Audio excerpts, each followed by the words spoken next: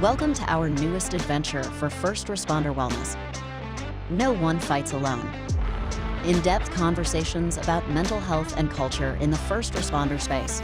We're joined by your co-hosts Austin Pedersen and Brad Shepard.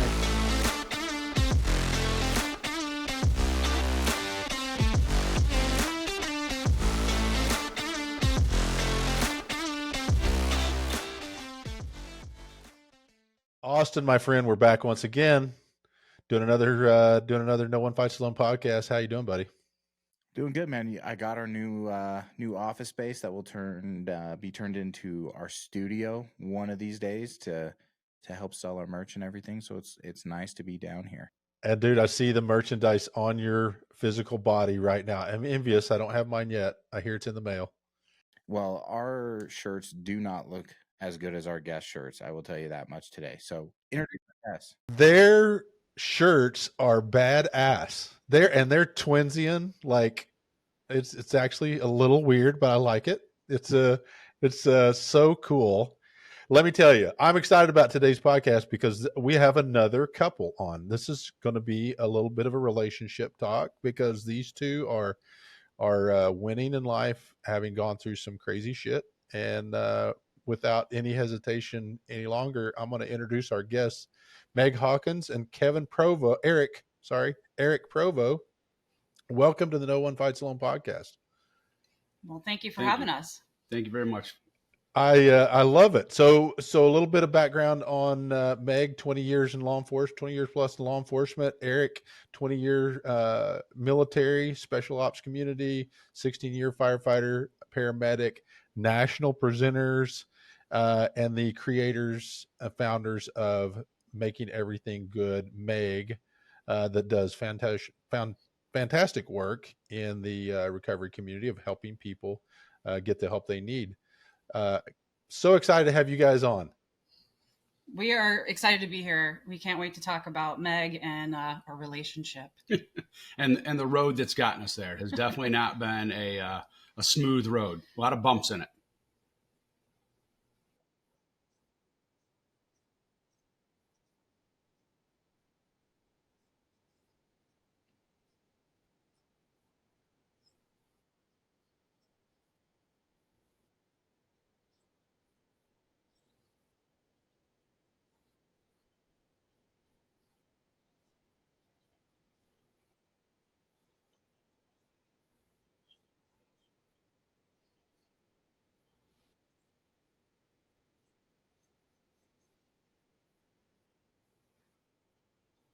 I'll let you start. Okay. So, like we talked about, I had 20 years in the military, active duty, special operations community, and I was in during the war starting in Afghanistan and Iraq. I retired in 2007. 2002 timeframe, 2003, I was exposed to a lot of events that happened overseas, and I started struggling mentally, and I didn't know what was going on. It was kind of mentioned to me maybe that I had post-traumatic stress, and I kind of blew it off and said what I was feeling, what I was going through was normal behavior for someone that had seen combat and was still on active duty. And so I just kind of buried it. The other thing was too, being on active duty, doing the work I was doing, the units I was involved with, I was afraid to say anything, fearing that I would lose my security clearance. I would get kicked out of the unit, potentially get kicked out of the military. So I didn't say anything, and I just struggled, kept my head down, and moved forward. Like I said, I retired in 2007 and went into the fire service and still wasn't getting help, wasn't talking to anybody about it. And I went through periods of being very angry, aggressive, and on average, I slept about 2 hours a night. It wasn't until I met Meg that someone, said, hey, there's something going on. And that was what led down the road to me eventually getting help. But by the time I met Meg, I had 10 plus years of struggling with post-traumatic stress. Yeah. His signs and symptoms were exactly what the DSM and everybody else says about PTSD. I'm sorry, I still say PTSD. It's just the way it is in the DSM-5. So that's how I categorize it. Not trying to be rude to anybody. But he was, isolating, irritable all the time, avoided certain places, just angry, would pop off in a matter of a second, didn't sleep, had nightmares, night terrors. I would essentially sometimes have to hold him back from getting into a physical altercation with other individuals. I mean, to say that's just some of the symptoms that we dealt with. And I finally said, hey, I think you need some help. And he wouldn't. He, typical guy, I'm fine. Everything's fine. And, here I am, and not the funny thing, but the he never told me what happened in the military until about 2, 3, 4 years into our marriage. And we were married, we were engaged in 2 months. We JP'd it in 6 months, and then we had our wedding.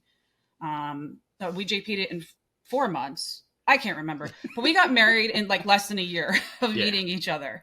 Now we were older, 34 and 44. So it wasn't just like, puppy love or anything. We knew it just was what it was. And being in our jobs, we didn't want to wait just in case something were to happen. But anyway, to get back on the story, I just totally forgot what I was saying. Well, let me Okay. dive in here. Let me back up a little bit, because I think there's some interesting features about this. So, Eric, you weren't walking around just flopping your PTS out for everybody to see. So, I mean, there's obviously an attraction from Meg to you, but you kept all this stuff hidden. And this is actually to either one of you, like what did that look like initially, and then how did it start unpacking itself? Like because you're making it sound like he was a real winner, right off the bat, but he's not. I mean, he's obviously a great guy, or you wouldn't have attached yourself to him. You're absolutely right. I mean, we fell in love pretty quickly, and he's got a great personality. He's a very giving person. Had a lot of the same characteristics that I have when it comes to helping other people. Obviously, we're both first responders. We have that mindset and that that background. He was a sweetheart. I mean, he was very romantic and very sweet and very thoughtful, but also didn't bullshit, which is something that I was attracted to. But obviously, he had bouts of being an asshole, and he still has bouts of being an asshole. But we work through those things. So yeah, I mean, he wasn't like a gem, but he definitely was a. He was Yeah. my gem. Yes, Yeah, he might not be flawless. but for me, I didn't see the outward appearance of what I had going on. Even before I met Meg, I had people that I worked with that were like, "You're an asshole. You get angry all the time, or you're short tempered, or you're irritable." And I was like, "Yeah, whatever. You're an asshole too." I mean, well, I think like so many of us in the community, the Type A personality, that we just, we're fine. We don't need any help. And that's what I really did up until Meg, said enough is enough, is I just chalked it up to, I'm fine. I'm normal. I don't need help. I don't need to talk to anybody. It wasn't until after I got help, I could see, the outward things about how I never fostered relationships because I didn't want to be around people. I didn't want people in close, or just not really going out and doing anything, the isolation piece.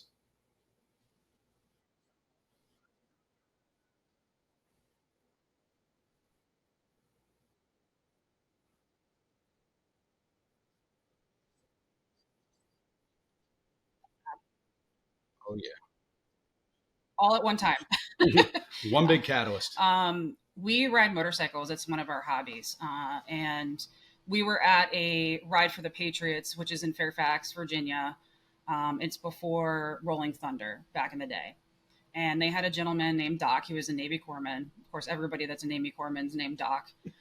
So Doc came and he was speaking about his struggles. And Eric was actually in front of me. And he shared his story, and Eric turned around and he was bawling, almost like a child. I don't know how to liken it to anything else. He just let it go, and he's like, "I need help." And I was like, "Great, this is awesome." So he actually ended up talking to Doc afterwards. Got hooked up with the Wounded Warrior program. they gave him like a certain number of sessions that he could go see a counselor. No fault of Wounded Warrior. The individual, the counselor that got hooked up with her was not trained in PTSD treatment, not trained in prolonged exposure or CPT or CBT, and was trying to reprogram him. So you can assume how that went. So Eric, what's going through your mind when you're sitting here listening to him talk? I mean, what clearly you identified with something he said and said, you know, I'm paraphrasing here, but that's my life, or that's me, or, you know, that happens so much. Can you, am I hitting something close there?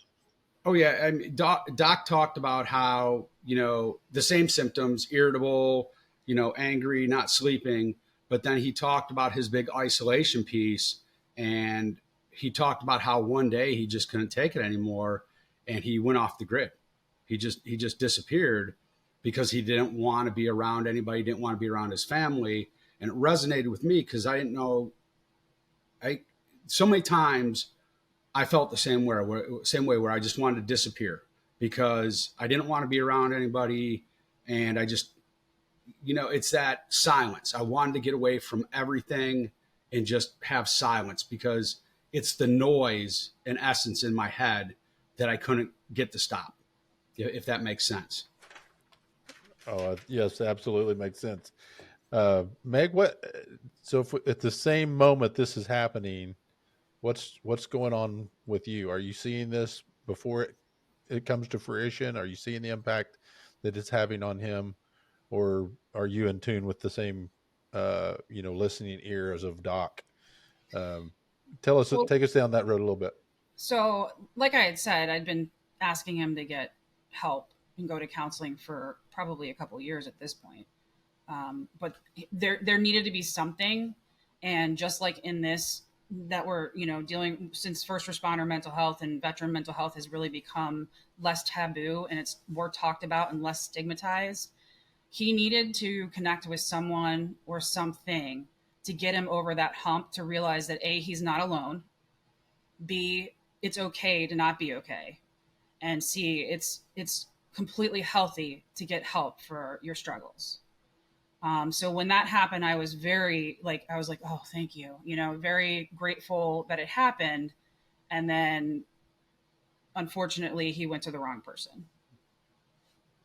Well, if we I'd like to go down that road for a minute, but if we pause long enough just to let the listeners take if you don't mind, opening up your marriage a little bit to the listeners, what was your marriage looking like at that time? I mean, were you fighting a lot? Were you not fighting and you know, isolating from each other? Or were you, I mean, or were you getting along and you just see these glimpses of asshole show up? At that point, you know, Meg was on the street. I'm working my shift working patrol, not the street. Working patrol. Yeah. So we weren't seeing each other 24. You know, we weren't seeing each other 7 days a week. There was days that we wouldn't see each other. So, and he was working 24. So there was a lot of passing in the night. Yeah. So I don't think all of the behaviors were being seen as much once Meg came off patrol, and we were together more often. And I don't think back then we really had too many disagreements, other than if something triggered me and I was, you know, angry, Eric came out. Because there were times that Meg literally had to restrain me from getting in a physical altercation. And as we like to call it, when the switch got flipped, she says I had a different appearance. The look in my eyes was different. And I could tell when it happened that, you know, I was a different person. I was ready for the altercation. You know, I think from my perspective is that he had these bouts, and I don't want to say I made excuses, but I understood why he was responding and reacting the way that he was. I don't think it's right, you know, how do I usually say this when it comes to something? You know, sometimes you have to call someone out for their behavior and say, hey, you got to do something about this. You can get help, you can get better. with the whole, like, I would walk on eggshells. It wasn't really until his suicide attempt in 2017 where our marriage really started to struggle. You know, you bring up a valuable point there, Austin. We've talked about this many times that understanding can look a lot like just passive permission. And I'm glad you brought that up, because there's a valuable point here to I think, for the listeners, that we're not giving permission for bad behavior, but we are being understanding of being in a bad place. And I think that's come up. It's come up many times that we've talked about that.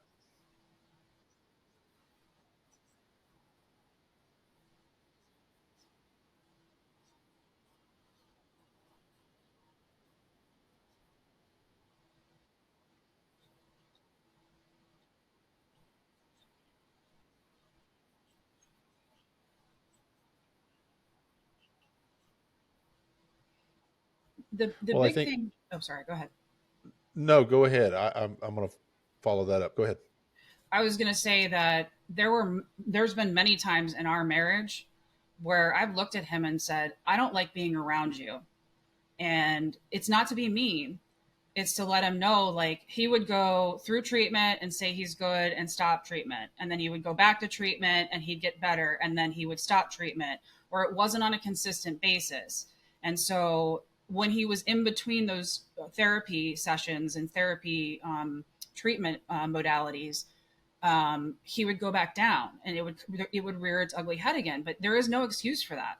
Like, you can be a better person. I understand that you have stuff going on and struggles. We all do, but it doesn't give you the right to be an asshole.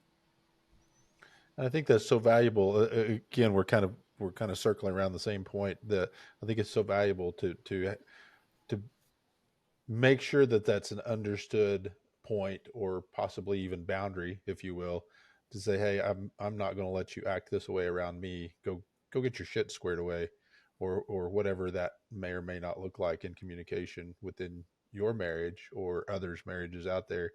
But oftentimes the silent treatment begins to feel like, well, I'm just giving this person permission to act however they want.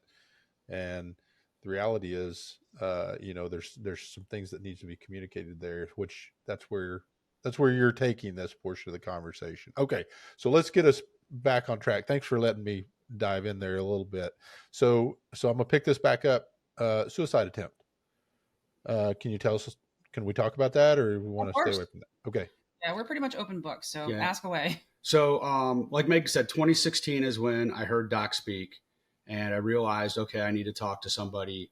I saw the therapist through Wounded Warrior Project, which helped a little bit, but didn't help all that much.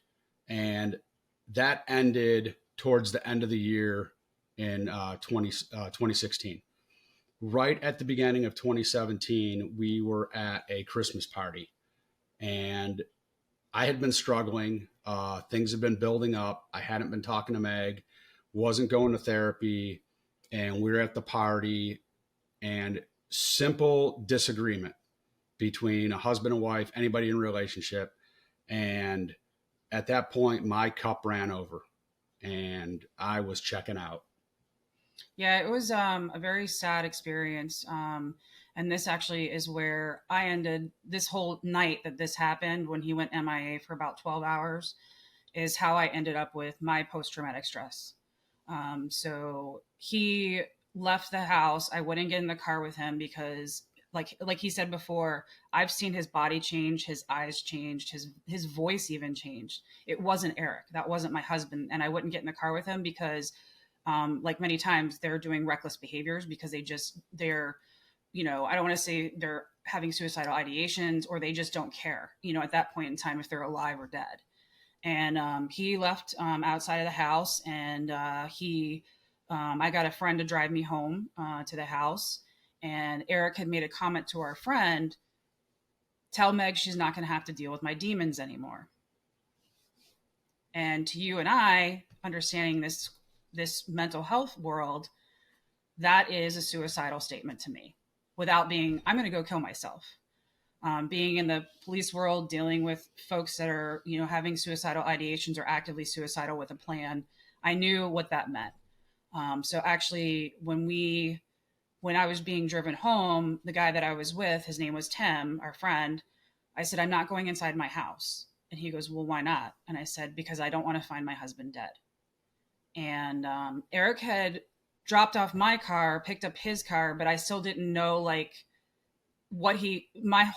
plus I had a couple drinks in me. I mean, I wasn't drunk, but I just, I had some alcohol in my system. So I probably wasn't thinking 100%, but I said, I'm not going in the house. You have to search my house.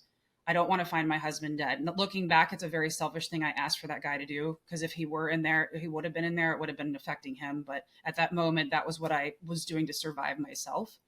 And then I went into the house. Our friends started looking for him. He turned his phone off. He went dark. So he has been around me and the police department long enough to know that when you turn your phone off, they can't ping it to find you. And he was gone for about 12 hours. I had no idea where he was. In those 12 hours, I had to call our local police department and tell them that he was missing, had a pistol with him, has PTSD, was suicidal. But they wouldn't enter him into the system as critical missing because he didn't actually make the statement that he was going to kill himself. So I had to report him missing. Later, I kept calling and texting, but just like on an iPhone, we both have iPhones, so it would be a blue messaging. Well, it wasn't. It was green, and then it was going right to voicemail. So I knew he had turned his phone off. And basically, in the next morning, he picked up the phone one time.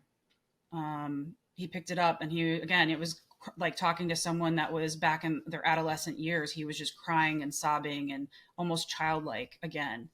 And he's like, can I come home? And I was like, yes, you can come home, and he ended up coming home. And of course, then we had to call the police back and get him taken out, and removed from the system as missing, and so on and so forth. Made a safety plan. And then the next day we were back in his good therapist, who was actually trained for PTSD treatment, her office the next day. Meg, let's pause for a second and back up here. Because this was an enormously impactful event for you as well. What kind of emotions? I'm sure by this time now you've circled back and dissected that day a little bit, or that night. What's running through, besides the obvious fears, what are you thinking? What are you feeling? What are you experiencing? I did not expect my husband to come home alive. I had visions of people coming to my door to give me death notification, which I've done, I can't tell you how many times myself. Visions of that. Things started popping in my head. What am I going to do about a funeral? How am I going to pay for the house? I know it's just random weird stuff, but your mind and your body goes into a different place when you're in survival mode. But I fully did not expect my husband to come home in the morning. I had accepted that night that he was dead, and I had to prep myself for what was going to happen next. Luckily, it didn't happen. And then Eric, for you too, I mean, I can see the emotion going through you as well right at this moment. What's going on for you right now? Oh, so that night, the thought wasn't that I wanted to kill myself or that I wanted to hurt myself. The thought process was, what was going through my head is, as I called them, the demons, because the hamster wheel would just never stop. So I was always wrestling with what was going on there. And I just gotten to a point that I was worn out. I didn't feel like fighting anymore. It's okay, baby. It's okay. Take your time. I could see the toll it was taking on her, and I didn't want to keep doing that. Did that make sense? I was just I was done hurting me, and I was done the hurt for her. Um, sorry, she always gets me when we talk about it. Um, Don't apologize at all. This is real life. This is the beautiful part, because Really, we're sitting here, really 5 appreciate the years later talking vulnerability. about this. Thank you And so much. this will help many other people. Very So welcome. take your time, feel it, do it. So, I never knew the impact that night had to Meg until probably 4 months later. We were invited to go to the Virginia Law Enforcement Post-critical incident seminar, PCIS. PCIS. And one of the things they do is they have everybody sit around the table, and they go around and have you share your story if you want to. They're very smart. I will admit they're very smart. Sneaky. The way they set it, sneaky the way they set it up. But they had Meg share her story before me, and she shared what happened that night. And it was the first time that I heard what she went through. And it was the first time I shared and truly realized that we weren't here at the seminar, the post-critical incident seminar, for him. We were here for both of us. And that's really when it clicked in my brain. Like, that was a traumatic incident for me, a very traumatic incident.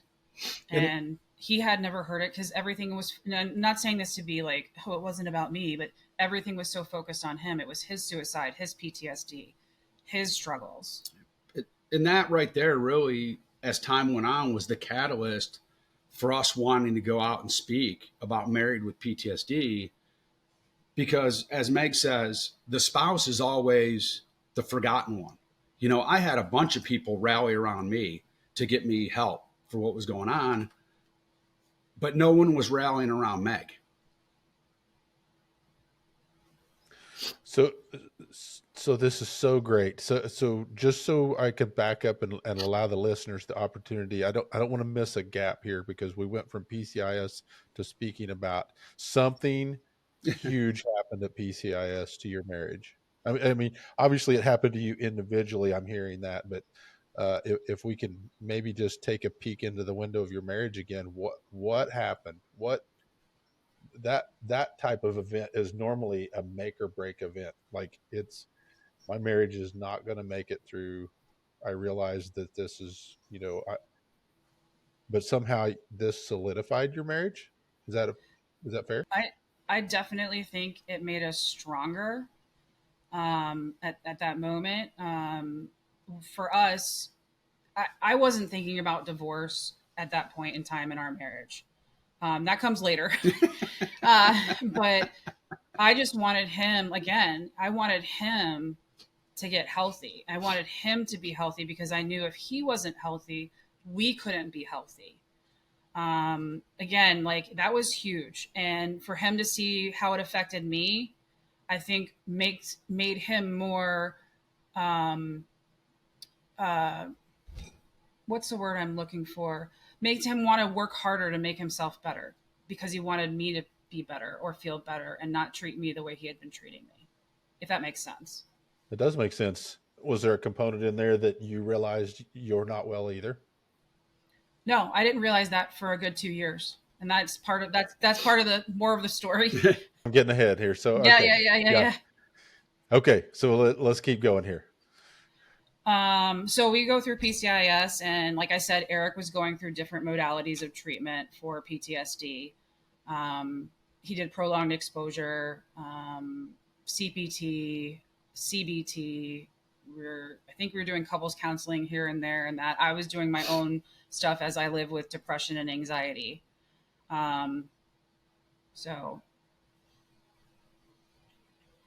But Austin, did you want to say something? No, sorry, I had to adjust my mic there. No, you're good. Okay. So it continued on, and he was getting help, and he would get better. And then sometimes he wouldn't do treatment. He would get worse. And like I said before, it was, you need to stay in treatment, because if not, so on and so forth. Well, then he got really well. Eric got healthy. And through those 2 years after his suicide attempt, I was the helicopter wife. I was the one 24/7 monitoring his behaviors, his emotions, his outbreaks. I was the one walking on eggshells, making sure that he didn't beat someone up, that he didn't get in a road rage incident, explaining to people his issues, making, I don't want to say making excuses like I said before, but trying to get them to understand why he's acting the way he is, although it's not okay a lot of times.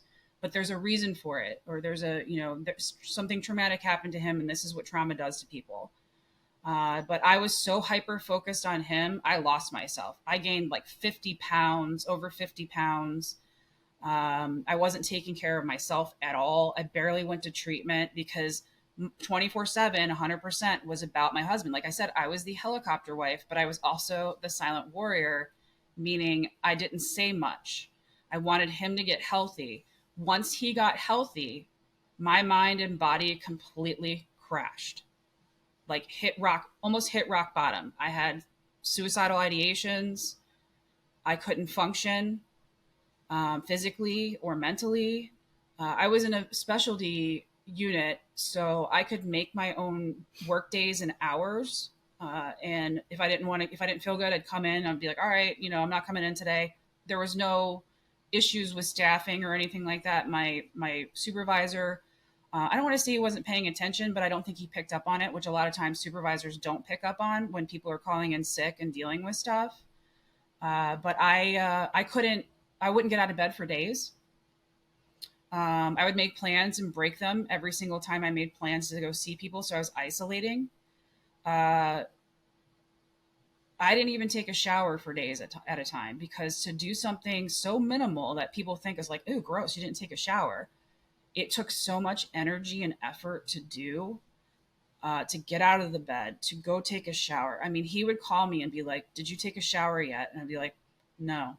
He goes, "Meg, you need to go take a shower." And that was kind of like the baby steps of getting me out of my depression, but it didn't work.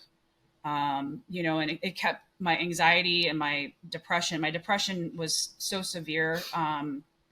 When One day he came up and I was just crying in the fetal position, and he knew that I needed some really serious help. And like I said, he was healthy. And once he got there, like my body just knew, and my mind knew, like, you've been doing this and sustaining this for so long that you can't do it anymore. Meg says for so long, she just gave you a rundown of 3 years of what was going on, because my suicide attempt was January 7th, 2017. I spent all of 2017, or we did, me going through different therapy methods. And then in 2018 is when Meg's department did a first responder or law enforcement suicide prevention campaign. And we both talked and shared our story. And I think that was the beginning of us realizing that what we went through would be beneficial for others. But while we were doing that, we were both it was kind of therapeutic for both of us to do that. And then that led into 2019 with having people want us to come talk and present. It was 2020 when I was in a really good place. I'd been through a bunch of therapy. Denny, my service dog, was paired up with me at the end of 2018. Things were going really well, but 2020 rolled around, COVID and everything else, is when Meg she hit rock bottom. And that's actually when I realized I got diagnosed with moderate PTSD, and it was from the night that Eric went missing. And basically, what it came down to is that I had come to the realization that he was never coming home. So, like I said before, it was a very traumatic incident. I started having nightmares about him. I started isolating from him, which I didn't realize until later, because I didn't want to be around him because it was a trigger. So my husband ended up being a PTSD trigger for me, which is horrible if you think about it. Like, absolutely horrible. Sometimes Walmart's a trigger for somebody, but to have someone that you love very much or you're in love with be your trigger, it was debilitating. I would go to bed at like 6 at night because I didn't want to be around him if he was like, especially if he was in a bad mood. that would trigger my PTSD, or one of his episodes, like his anger episodes, would trigger my PTSD, and I would literally just shut down. And he didn't understand it. And obviously, we really didn't understand it until you're on the other side of it. But yeah, I mean, everything. He was my trigger, and I don't know how else to emphasize that how sad and tolling that was. So was this a constant, or was this more intermittent to where you, I don't want to say you didn't want to be around him, but the trigger word of him being around you, uh, just for the listeners to describe a good picture setting as to what you're describing. Were there times where you did enjoy being around him? Yeah, that wasn't a like it wasn't a 24/7 thing. But again, I was still dealing with severe depression at the same time. We would still do stuff together as a couple. We were still, I loved him. Like it wasn't like I couldn't be around him 24/7. It was mostly when he acted out or had episodes where his PTSD flared. And then that would trigger me. And this was a good 6 to 8 months before I actually went and got inpatient treatment. I think COVID 2020, I chalked a lot of what I was seeing with Meg for the simple fact it was COVID. Everything was kind of isolating. Meg was working from home. And so I was kind of like, okay, well, maybe she's just a little depressed, a little down because she's not getting any interaction with anybody. Um, and with my PTSD, like we've always said, there's no magic pill. There's, no magic potion that makes it all go away. I still struggle to this day with it, but nowhere where it used to be. But during that time frame, if I had a bad day, a bad episode, it would, take its toll on her. But yeah, it was, I want to say September of 2020. So I actually went through prolonged exposure, which, if you know anything about, which I'm sure the two of you do, is not a fun way of treatment, but it does work. I did that before I went inpatient. And did you find it beneficial though? That's because it's extremely yeah. difficult. Yeah, it's tough. It's one of the tougher methods to do. But I mean, the fact that you're getting treatment is important. So my counselor is a doctor of psychology, so she was a psychologist, and it was very hard for me to do prolonged exposure because she didn't want me to expose myself to Eric when he was having these things, so it was hard to do the exposure piece, if that makes sense. So we really focused on the night where he was MIA. Yeah. Prolonged exposure was the second modality of treatment I did. And I always tell people it sucked while I was going through it, Totally but works. Afterwards, it by far the best treatment I've ever done. Yeah. That makes sense. So, it does. Go ahead, Brad. Sorry. So, well, I was just going to, for time purposes, I was going to, because I want to make sure we spend some time talking about Meg. So we go to treatment, and what happens there, and then are there any aha moments or revelations to treatment for you, Meg? I think the biggest thing that I got out of treatment was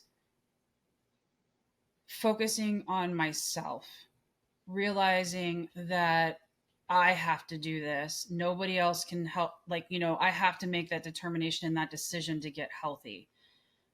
Being away from work was amazing. I love my job. I love my job. Being away from Eric was hard, but we had a codependency issue on top of things.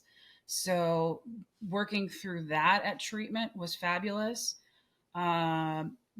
Just being able to focus on myself for, it was like 13 hours a day, that we were doing work with ourselves in groups and doing all that kind of stuff, and not having to worry about paying a bill, talking to someone on your cell phone, looking on Facebook to see what kind of crap is going on in the world. There were no TVs. You were isolated, which I really, looking back, I appreciate. I became more present.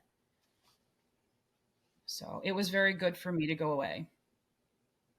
I think this is a really fascinating concept here, the codependency piece, because this is again so similar to a story we had on of a couple that came on before. She gave everything she had to take care of her husband, PTSD. I know there's so many different uniquenesses of this, but the overarching story of this codependency of I'm here to make you better, and I'm going to forego my own health is such a great testament to passing on a message of health and wellness to taking care of yourself. So we come out of treatment, we start working on a marriage.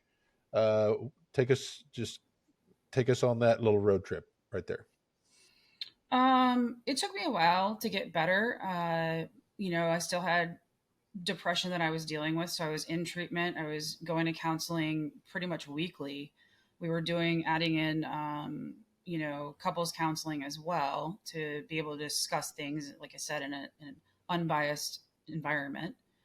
Well, that's too where we realized that we both had codependency, because when Meg went away for treatment, when she went inpatient, that was the first time we'd been apart for more than probably a day or two because of work. Other than that, we were together all the time. But the roles had reversed leading up to her going inpatient. And so couples therapy for her after she got out, that was an eye opener, I think, to both of us, just how codependent we had been.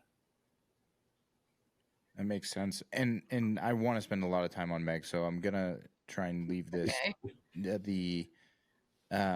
give us some key points, right? Because we talked about it before, and like there was obviously some ones we both knew are major points, but like give the listeners some key points that you have learned throughout your marriage that have worked, and then also, that you've seen work with other people. And then I want to jump into the nonprofit side, because you guys have a hell of a mission, and I want to make sure that people hear it.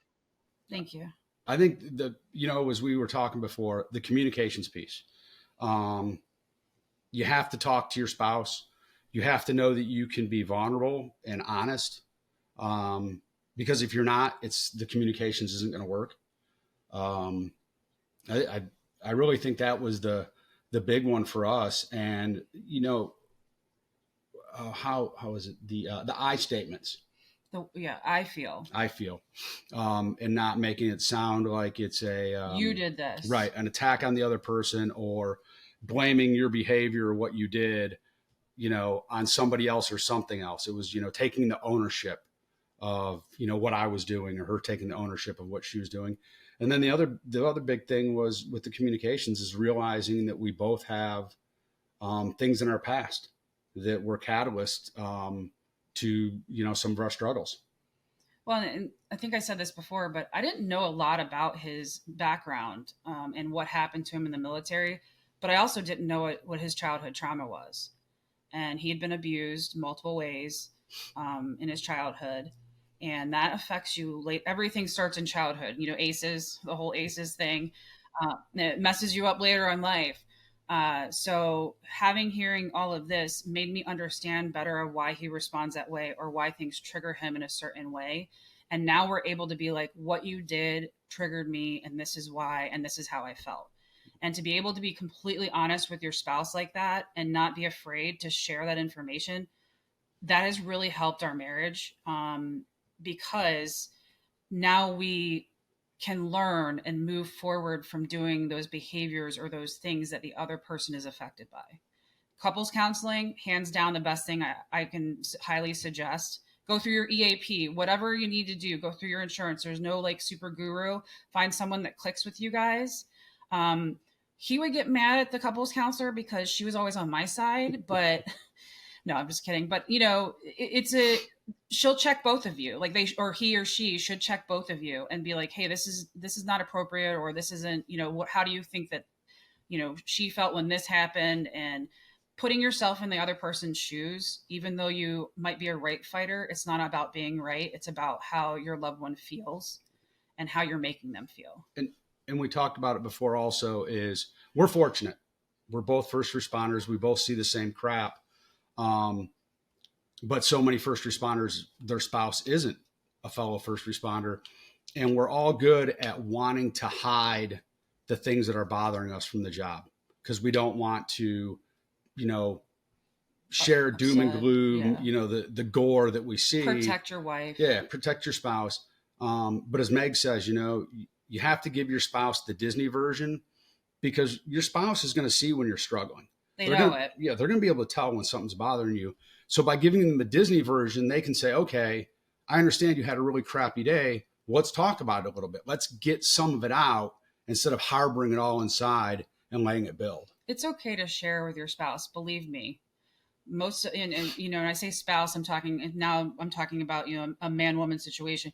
Typically the spouses aren't first responders, but some of them are nurses and they've given birth, so they have dealt with a lot of things that you probably think that they can't deal with, you know, the gory, and maybe they want to know the gory stuff. You don't know that.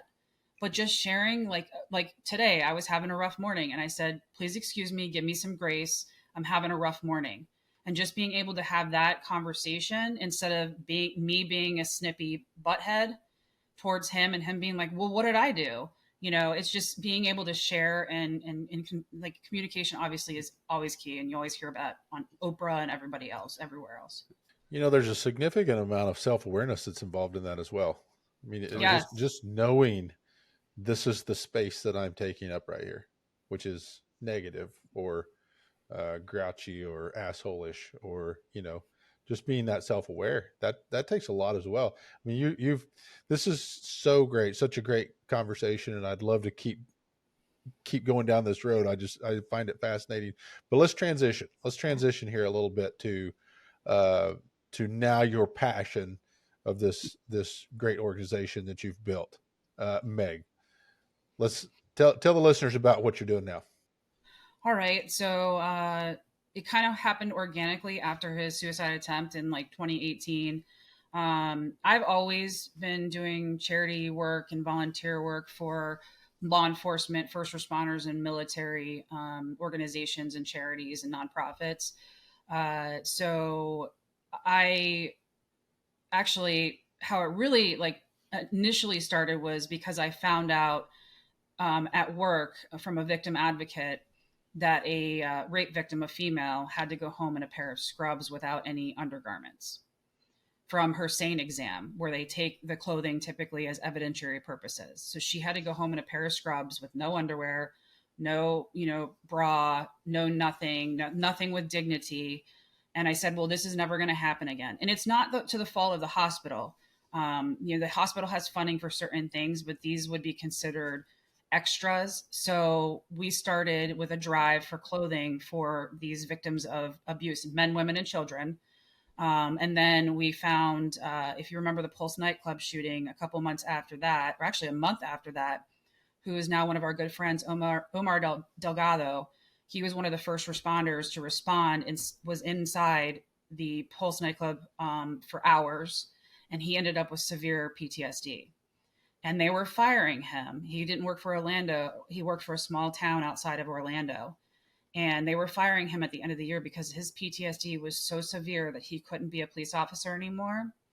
And at the time, Florida's workman's comp situation did not cover PTSD as a method of medically retiring.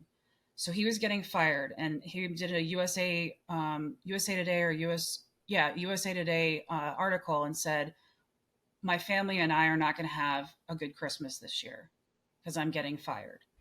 So let's just say we're very good at what we do. And we found him and befriended him and raised enough money to provide him and his children and his wife and himself with Christmas. Flew down and delivered it to him. And then that kind of took our nonprofit Making Everything Good off. And then coming into the mental health advocacy world, finding out that officers and veterans, you know, what is the normal public is what 60% paycheck to paycheck. And, you know, as first responders and veterans, we don't get a great paycheck compared to other people. And people were struggling to get to mental health inpatient treatment because typically it's like, hey, I need a ticket in 2 days. This person is struggling or suicidal. They need to go now. And the ticket's like $600+ just for one way. And that has really become our major initiative is to provide transportation to and from mental health treatment. And just in the last 90 days, we've sent over a dozen first responders and or veterans, because we don't really talk about, statistics in that sense, the individual identities and stuff, to help, to mental health treatment. So, and we need funding. I'll be honest. We're a very small nonprofit. We have very great friends and family and folks that believe in us in our area, but we're taking care of the whole nation when it comes to this. We're hooked up with numerous different facilities and groups and organizations, and literally you call me and we get that plane ticket within the next 12 hours, depending on when it's needed. And we don't just do that. Like recently, there was a Virginia State Trooper whose daughter was injured severely in an accident. Ended up she's 6 years old. She was playing in the back of his pickup truck with the windows down and had a ratchet strap, and like twisted it around her legs and was flying it out the window. Well, it ended up going onto his drive shaft and basically almost amputated both of her feet at 6 years old. And we raised $6,000 for his family, and they were able to put in an elevator for her rehabilitation. So these are the things that we do. If there's a need, we find a need. Again, our major initiative is to fly people, first responders and veterans, to mental health treatment.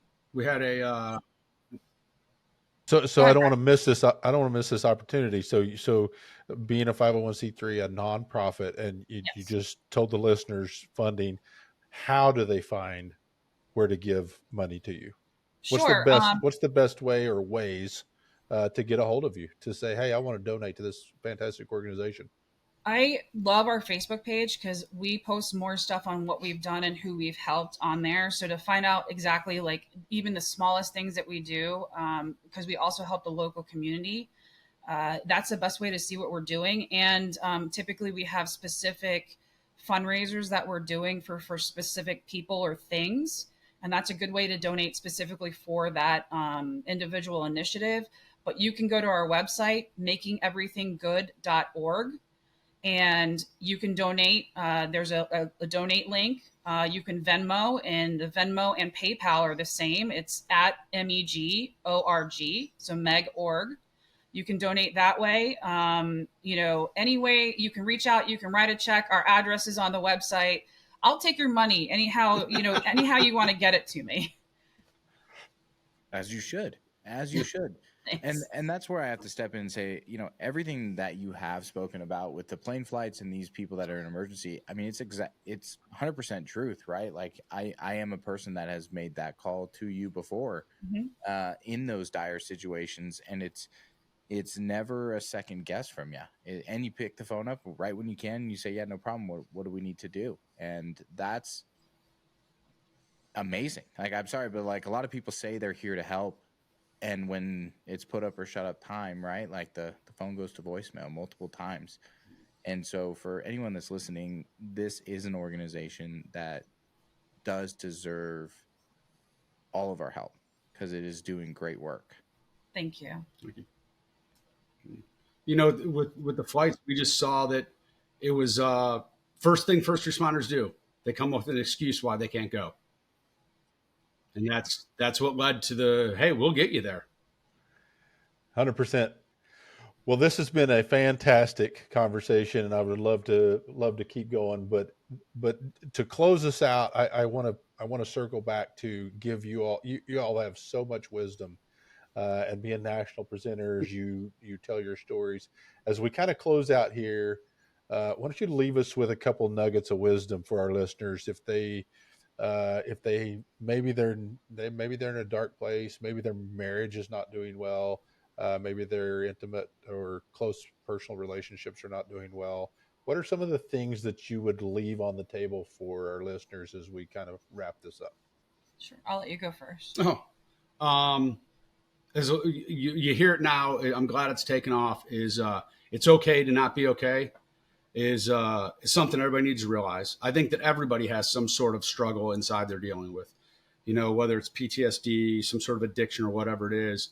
So it's okay to not be okay, and really get help. Go talk to somebody. Don't be afraid. Don't worry about the stigma. So many people, I know I did, that was the roadblock. And being a spouse in this situation, you're not alone. There are many other spouses that are going through this too. You have a right to advocate for yourself and to be happy yourself.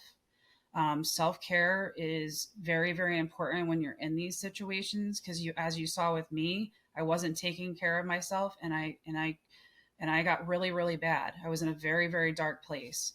The spouses aren't alone. There are places for you to get help or support groups.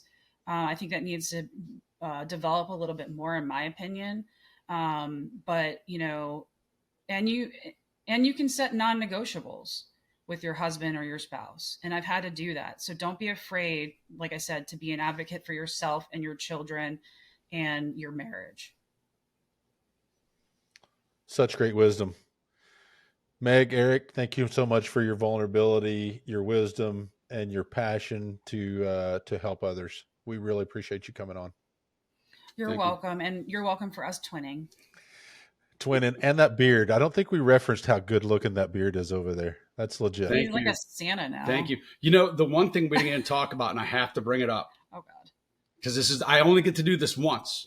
All right. So when we first started doing, when we took care of Omar and the individual before that with their sand exam and no clothes, we were not officially a nonprofit. It was after taking care of Omar, a good friend of ours said, you guys really should brand yourself and become, a true 501c3. So we did, and she does marketing. And she's the one that came up with our awesome logo. Right.